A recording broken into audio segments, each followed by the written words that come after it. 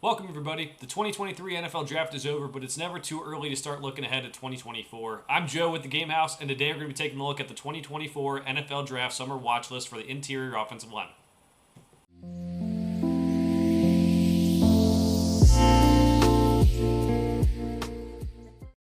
Okay, as mentioned, we have the interior offensive lineman up on the 2024 NFL Draft Summer Watch List. We're going to have a couple good players here we're going to go through. They're all going to be in alphabetical order by last name.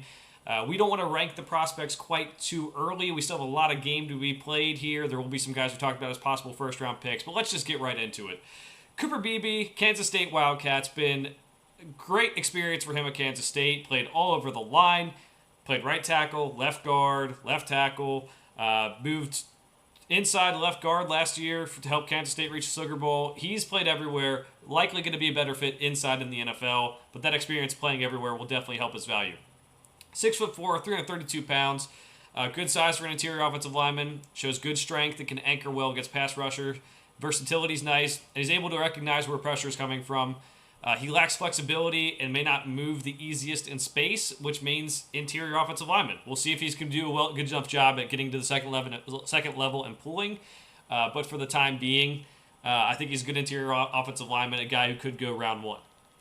Javion Cohen out of Miami. Now, he started his collegiate career at Alabama, started at points of all three seasons during Alabama's the last three seasons, helped the Crimson Tide win one national championship following the 2022 season. Now he's at Miami. Solid size, maybe a little bit undersized. Solid length, maybe, for 6'4", 305 pounds. He needs to keep adding strength to that core to help him sustain the run blocks, help him anchor against those pass rushers. Good athleticism for the interior, which he can use to get to the second level, be a good puller. But he also get to the second level and just, I think he can be a good run blocker with that mobility as well. So add some strength, be able to play in a phone booth a little bit better for Javion Cohen, but I think there's a lot of potential there. Connor Colby from Iowa. He spent time at guard and tackle during his time. Played a lot over the last two seasons. Heading into the 2022 season, he's projected to play guard, but will likely spend time at tackle again. 6'6", 308 pounds. Good frame, but needs to add strength to his frame to continue to anchor better as a pass blocker, giving him some trouble on the interior there. He's a good run blocker and get to the second level well, but those power rushers can give him some issues. Bryce Foster out of Texas A&M. Foster was a four-star recruit.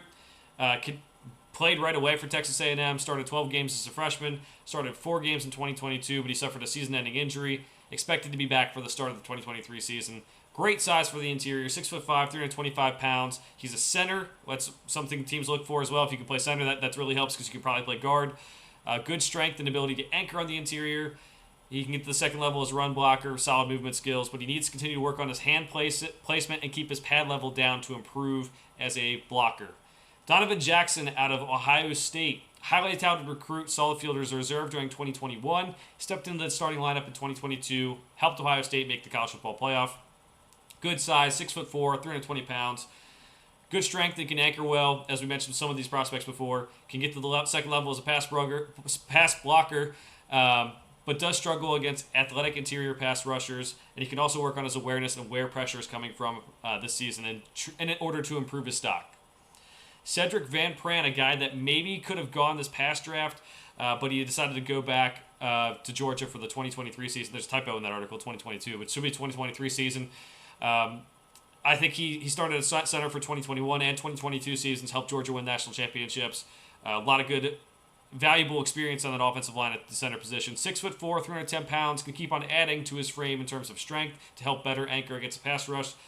He's a smart player, recognizes where the pressure's coming from, knows how to help out his offensive line, and he's a solid athlete and can play decently in space. I would not say he's the greatest athlete, and that's why maybe he decided to come back for another year in hopes to maybe improve his stock. Other prospects to watch. We have Matthew Jones of Ohio State. Now, for Ohio State this year, they lost both their tackles to the NFL draft, so these guards are going to be very important, Matthew Jones and Donovan Jackson. We'll see how they both play, but he played pretty well in the run to the college football playoff last year, so we'll see how he does.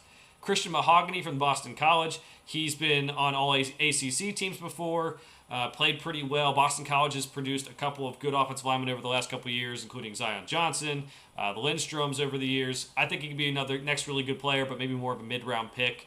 And then Zach Zinter out of Michigan. Michigan's run this running game for the last couple of years where they've really run the ball well. He's been a big part of that. Been starting at guard since the 2020 season. Helped them make back-to-back college football playoffs. And that run blocking is something that can't be replicated almost anywhere in college football, and that will be valuable experience heading into the NFL. So we'll see how he does this year, but he could probably improve his stock too. Maybe if Michigan opens up that offense, he can show some more pass blocking as well. Let me know if I missed anyone in the comments below. As I mentioned, this is just a short list of guys to watch for the upcoming season. Let me know who you think could be early draft picks in the 2024 NFL Draft. For now, thanks for watching. We'll see you guys next time.